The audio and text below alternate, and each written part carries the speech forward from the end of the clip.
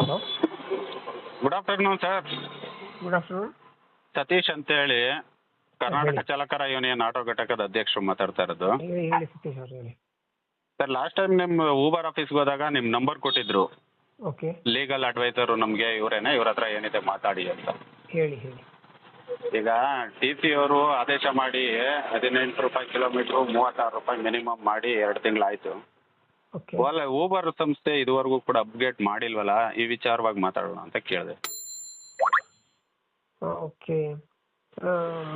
ಅದು ಇದನ್ನ ಇವರು ಚಾಲೆಂಜ್ ಮಾಡಿದ್ದಾರೆ ನಮ್ಮವರು. ಹಾಂ ಟೋಟಲಿ ಆ ಪ್ರೈಸಿಂಗ್ ಅದನ್ನು ಯಾವ ರೀತಿ ಅಂತ, ಹಾ. ಟೋಟಲ್ ಪ್ರೈಸು ಅಥವಾ ಬೇಸಿಕ್ ಪ್ರೈಸು ಇದು ಅಂತ ಹೇಳ್ಬಿಟ್ಟು ಇದು ಚಾಲೆಂಜ್ ಮಾಡಿದ್ದಾರೆ. ಅದು ಹಾ. ಕ್ಲಿಯರ್ ಆಗೋ ತನಕ ಅದೇನು ಮುಂದಕ್ಕೆ ಅದು ಮೂವ್ ಆಗೋದು ಕಾಣ್ತಿದೆ. ಅಲ್ಲ, ಪ್ರೈಸು ಈಗ ಮಾನ್ಯ ಡಿ ಸಿ ಅವರು ಆದೇಶ ಮಾಡಿರೋದು. ಮೀಟರ್ ಏನಿದೆ, ಮೀಟರ್ ಆಧಾರಿತ ಸೇವೆ ಕೊಡುವಂತಹ ವಾಹನಗಳಿಗೆ ಏನು ಹಿಂದೆ 15 ರೂಪಾಯಿ ಕಿಲೋಮೀಟರ್ ಇತ್ತು, ಅದನ್ನು 18 ರೂಪಾಯಿ ಮಾಡಿ 30 ರೂಪಾಯಿ ಇದ್ದಂತಹ ದರವನ್ನು 36 ರೂಪಾಯಿ ಮಾಡಿ ಮಾನ್ಯ ಡಿ ಸಿ ಅವರು ಆದೇಶವನ್ನು ಮಾಡಿದರು. ಆ ಆದೇಶವನ್ನ ಒಪ್ಕೋಬೇಕಾದ್ದು ಅಗ್ರಿಗೇಟರ್ ಕಂಪನಿಗಳ ಕೆಲಸ ಅಲ್ಲ ಸರ್. ಈಗ ಲಕ್ಷಾಂತರ ಚಾಲಕರುಗಳ ಜೀವನ ಇವತ್ತೇನಾಗಿದೆ ತಮ್ಗಳಿಗೆ ಗೊತ್ತಿರ್ಬೋದು. ಪ್ರತಿಯೊಂದು ದರವೂ ಕೂಡ ಏರಿಕೆ ಆಗಿದೆ. ಹಾಗಾಗಿ ಕಂಪನಿಗಳು ಏನ್ ಮಾನ್ಯ ಡಿ ಸಿ ಅವರು ಆದೇಶ ಮಾಡ್ತಾರೆ ಅದನ್ನ ಒಪ್ಕೊಂಡು ದರವನ್ನ ಕೊಡ್ಬೋದಲ್ಲ ಚಾಲಕರಿಗೆ. ಯಾಕಂದ್ರೆ ಸರ್ವಿಸ್ ಕೊಡ್ತಾ ಇರ್ತಾರಲ್ವಾ ಡ್ರೈವರ್. ಸತೀಶ್ ಅವ್ರೆ, ಹಾ. ನಾನು ಇದ್ರ ಬಗ್ಗೆ ಇಷ್ಟೇ ಹೇಳಿ ಬಂದೆ. ಅಂದ್ರೆ ಅದನ್ನ ಅವರು ಚಾಲೆಂಜ್ ಮಾಡಿದ್ದಾರೆ. ಈಗ ಹಾ. ಪ್ರೈಸಿಂಗ್ ಏನು ಫಿಕ್ಸ್ ಮಾಡಿದ್ದಾರೆ ಅದನ್ನೇ ಅವರು ಚಾಲೆಂಜ್ ಮಾಡಿದ್ದಾರೆ.